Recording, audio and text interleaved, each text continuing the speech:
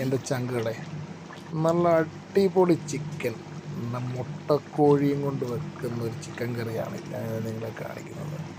ഷാപ്പിലെ കറി എന്ന് പറഞ്ഞാൽ നാട്ടിൽ പണ്ട് നമ്മുടെ വീടുകളിലൊക്കെ കോഴിയുടെ മുട്ടയിട്ട് കഴിയുമ്പോൾ അറുത്ത് കറി വെക്കുമായിരുന്നു.